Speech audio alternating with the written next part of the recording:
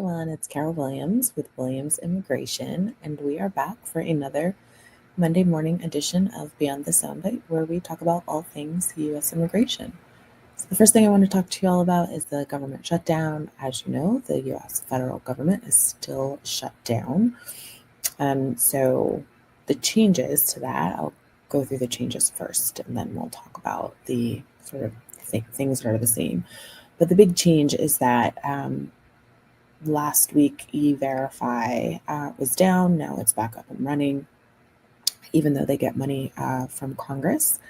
But they are now up and running. So if you are hiring new folks, you can now run your EVerify and enter folks into EVerify as usual.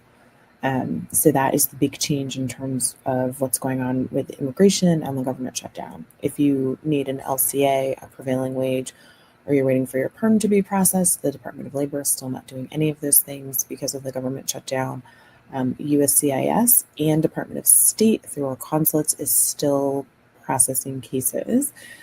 So if you are thinking that your interviews or your biometric appointments may be automatically postponed or canceled, do not think that. Please go to those appointments because USCIS and State Department, as of right now, are still working. If you are in deportation proceedings and you have a hearing coming up, please go to that hearing. Don't assume that it will automatically be rescheduled. They are immigration courts are still hearing detained as well as non-detained docket cases. So that's what I have for the government shutdown.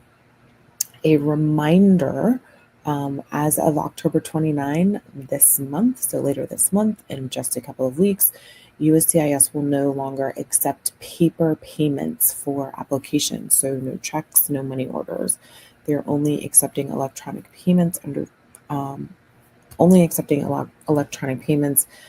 So ACH as well as credit card. They have their own form that you will need to fill out. According to them, that form, once that credit card, once that ACH payment has been handled, that form is then destroyed. But no more checks, no more money orders. So just keep that in mind.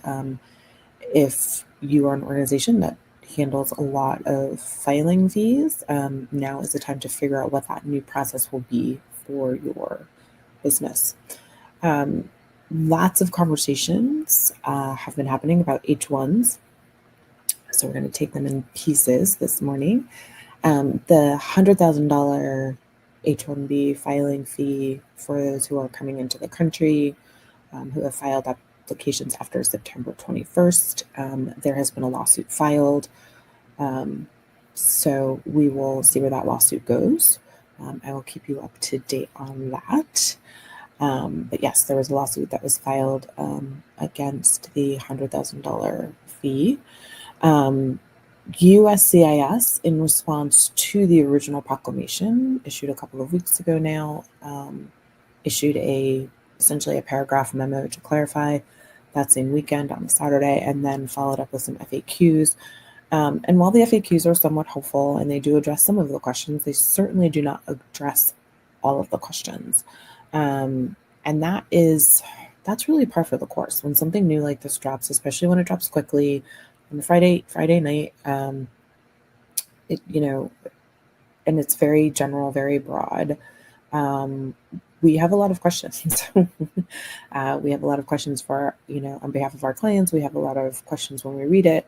We think of our clients and their particular scenarios and their particular fact patterns as we read these new proclamations or executive orders or pieces of legislation or proposed pieces of legislation, and trying to figure out how our clients will be impacted, if at all.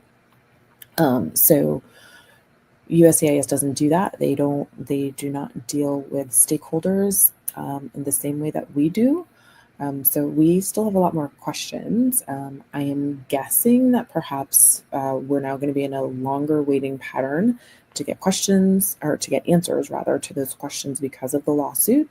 USCIS may take a wait and see approach on this. So I will let you know as soon as I know anything. Next up is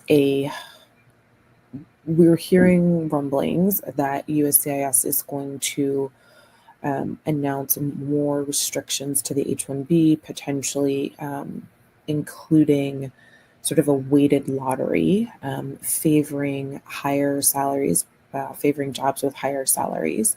We'll see. That is not written in stone yet. That has not been released. So we'll see. It is a possibility. So a lot of H-1B talk and a lot of digital ink currently being spilled about around H's, just as folks are starting to prepare for cap season. I have already had several conversations with clients about cap season, so be ready to be sick of me again when it comes to cap season. But I will keep you updated during cap season. The next and last thing I have for y'all this morning is also another reminder. If you are applying for a non-immigrant visa, your H's, your L's, your O's, your P's, you must apply for them in your home country or your country of last residence, and you will most likely have an interview. So a lot of the interview waivers are gone. So must be in your home country and get ready to have an interview. Even if the last time you were issued the exact same visa, exact same country, you were not interviewed. Just prepare to be interviewed. So that means because most people are being interviewed, that means it's going to take up much more of the officer's time. And so appointments are becoming a little harder to get. So start planning now. If you have plans to travel during sort of the November, December holiday timeframe, and you are going to need to, you're going to need a visa to re-enter the U.S., start planning, start looking at your visa open times and your appointment times now, so that you can have as seamless a trip home as possible. That's all I really have this morning. So have a wonderful morning. Have a great rest of your week. If you need any help with your employment-based immigration work, feel free to reach out to us. We are happy to have a consult, see how we can help you, have a conversation. But truly have a great rest of your week and a great rest of your day. Bye.